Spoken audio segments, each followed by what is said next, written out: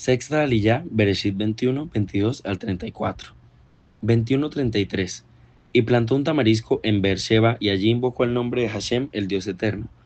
Discutieron los rabinos Rab y Shamuel sobre el significado de la palabra Eshel, traducida aquí como tamarisco. Uno dijo que se trataba de un huerto, del cual se ofrecieron los frutos a los viajeros durante su comida, y el otro dijo que se trataba de un albergue para poder recibir a los transeúntes y donde habían muchos árboles frutales. Lo cierto fue que este lugar se convirtió en un centro de proclamación del nombre del Eterno. Según el Midrash, Abraham invitaba a los que se pasaban para que comieran y se los confortara gratis.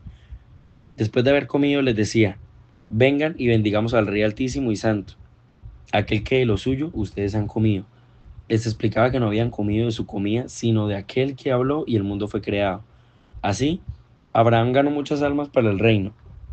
Dios eterno, en hebreo, el Olam, él significa poderoso. Olam significa eternidad, siempre, futuro, universo, larga duración, tiempo indefinido, hace mucho y mundo. Bereshit 21:34. Y peregrinó Abraham en la tierra de los filisteos por muchos días. Muestra Rashi, estuvo allí por lo menos 26 años. Esto implica que Yitzhak tendría más de 30 años cuando iba a ser sacrificado. Séptima Aliyah, Bereshit 22, 1 al 19. 22:1 dice: aconteció que después de estas cosas, Dios probó a Abraham y le dijo: Abraham. Y él respondió: heme aquí. Fue el Altísimo quien probó a Abraham según su atributo de justicia. Por eso usa el nombre de Elohim aquí. Esta es la 10ª prueba para nuestro padre Abraham. Esta es la última y la definitiva para perfeccionar su fe. Santiago 2:22 dice: ya ves que la fe actuaba juntamente con sus obras, y como resultado de las obras, la fe fue perfeccionada. Así que la fe de Abraham fue perfeccionada por medio de esta prueba en el sentido de llegar a su máximo potencial. Después de esta prueba, la confianza de Abraham llegó a un nivel que no necesitaba más pruebas, había alcanzado su meta. La palabra hebrea para prueba también significa tentación. Aunque la misma palabra es usada para los dos significados, hay una gran diferencia entre una cosa y otra. El propósito detrás del acto determina si es una prueba o una tentación. Si el propósito es hacer que la persona caiga en desgracia, eso es una tentación. El Eterno no puede tentar a nadie. Santiago 1:13-15 dice: que nadie diga cuando es tentado: soy tentado por Dios, porque Dios no puede ser tentado por el mal y él mismo no tienta a nadie, sino que cada uno es tentado cuando es llevado y seducido por su propia pasión. Después, cuando la pasión ha concebido, da a luz el pecado, y cuando el pecado es consumado, engendra la muerte. Si es propósito es hacer que la persona suba a un nivel más alto, eso es una prueba. El propósito de la prueba es elevar a la persona. Cuando uno ha pasado la prueba, tiene siempre una gran recompensa. La recompensa mayor es que el ser humano puede recibir es un carácter aprobado. Santiago 1:2-4 dice: tened por sumo gozo, hermanos míos, el que os halléis en diversas pruebas, sabiendo que la prueba de vuestra fe produce paciencia, y que la paciencia tenga su perfecto resultado, para que seáis perfectos y completos sin que os falte nada.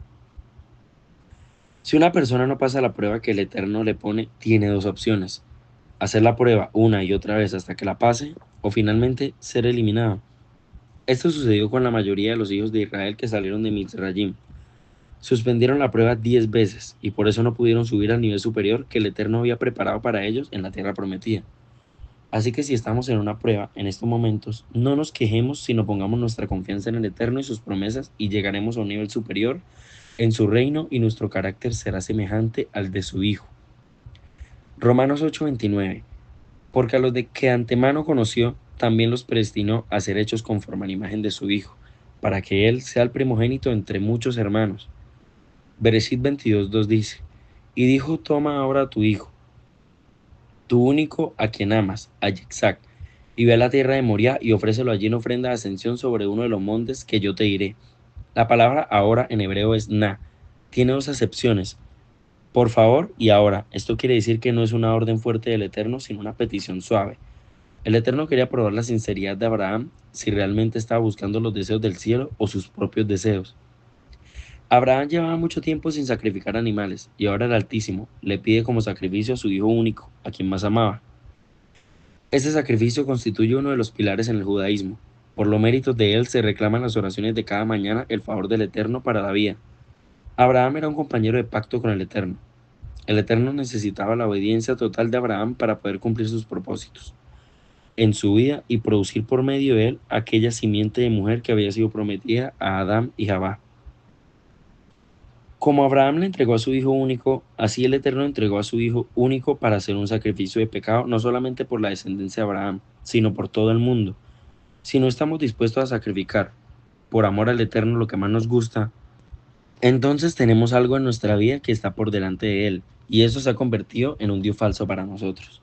El Eterno tiene el primer lugar de nuestras vidas, y si hay algo en mi vida que desafía ese lugar, Él va a pedir que lo sacrifique. ¿Estoy y estamos dispuestos para ello? La tierra de Morá es Jerusalén. Según el Midrash, Moría alude a que allí se daría la instrucción o orá a todo Israel. Segunda de Crónicas 3:1.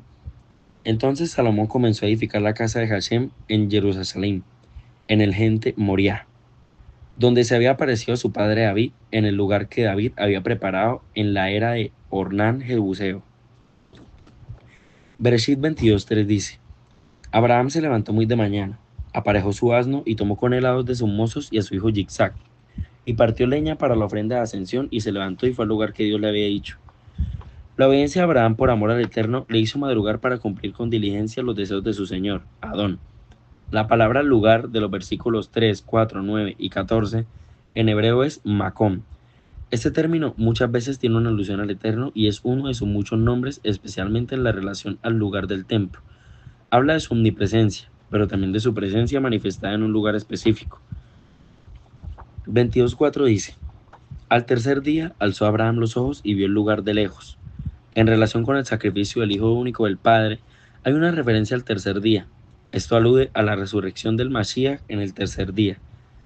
La expresión tercer día en hebreo es Yom HaShlishi. Aparece 28 veces en 26 versículos de las escrituras hebreas. Elohim había prometido mostrarle a Abraham el lugar. Por lo tanto, cuando dice que vio el lugar no era de cualquier manera, sino de una manera profética. Cuenta el Midrash: vio una nube de gloria por encima de la montaña. Bereshit 22:5 dice: Entonces Abraham dijo a sus mozos: Quedaos aquí con el asno, yo y el muchacho iremos hasta allá, adoraremos y volveremos a vosotros. La expresión volveremos indica que Abraham creía que el Eterno iba a hacer algo grande en ese momento. No en vano Abraham es llamado el padre de la fe. Este pasaje es una prueba de ello, puesto que sabiendo, aún, a lo que iba, tenía la convicción de que los dos regresarían. Él sabía que el Eterno podía revivir a su hijo muerto. Hebreos 11, 17 y 19 dice: Por la fe, Abraham, cuando fue probado, ofreció a Zikzag, y él, que había recibido las promesas, ofrecía a su hijo único, a quien se le dijo: En Zikzag te será llamada descendencia. Él consideró que Dios era poderoso para levantar aún de entre los muertos, de donde también, en sentido figurado, lo volvió a recibir. Bereshit 22, 6 al 8 dice: Tomó Abraham la leña de la ofrenda de ascensión y la puso sobre Zikzag, su hijo, y tomó en su mano el fuego y el cuchillo, y los dos iban juntos, y habló Zikzag a su padre Abraham, y le dijo: Padre mío. Él respondió: Heme aquí, hijo mío, y dijo: Aquí están el fuego y la leña, pero ¿dónde está el cordero para la ofrenda de ascensión? Y Abraham respondió: Dios proveerá para sí el cordero para la ofrenda de ascensión, hijo mío. Y los dos iban juntos. En la enseñanza tradicional hemos conocido ese pasaje únicamente como la prueba de fe que el Eterno hizo a Abraham, y es exactamente lo que la Escritura dice, pero pocas veces hemos visto la profecía detrás de la prueba, la profecía mesiánica más importante acerca de la redención de Yeshua para nosotros. Para comprender mejor la profecía, estudiemos los siguientes puntos. Verso 2. ¿Recuerdas algún famoso verso de los evangelios? Verso 2, Monte Moriah. Verso 2, ofrenda encendida. Verso 4, en el tercer día. Verso 6, puso el madero sobre su hijo. Verso 8, Elohim Yahweh se proveerá a sí mismo como holocausto. Verso 8, puso a su hijo en el altar sobre el madero, la leña. Verso 11, el ángel de Yahweh. Verso 13, un carnero. Verso 13, trabado en las zarzas por su cuerno. Verso 13, cuernos. Verso 18, en tu simiente serán benditas todas las naciones de la tierra. El Eterno dice a Abraham: Toma a tu hijo único. ¿Era Zikzag el único hijo de Abraham? Sin embargo, en 3 ocasiones diferentes el Eterno pronuncia las mismas palabras: tu hijo, tu único hijo. El Eterno nos proveyó como holocausto su hijo, su único hijo.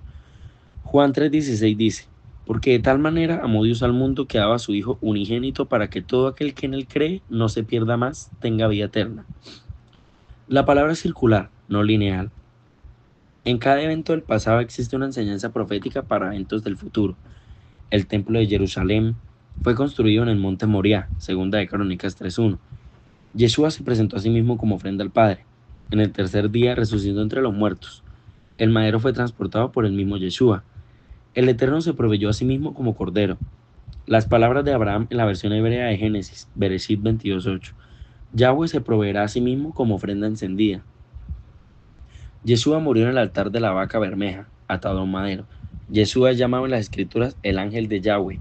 Yeshua fue llamado el cordero de Yahweh. Yeshua tenía en su cabeza una corona de espinas. Los cuernos son símbolo de poder. Todo poder está en manos de Yeshua. Yeshua es la simiente de bendición. Entonces Abraham volvió a sus mozos. ¿Y dónde está Yitzhak? Él desaparece de la escena del relato de la Torá y no aparece de nuevo hasta que su prometida Rivka esté lista. De la misma manera, Yeshua fue escondido del mundo después de su muerte y resurrección, y no será visto hasta que su novia está sin mancha ni arruga ni cosa semejante, lista para las bodas del Cordero.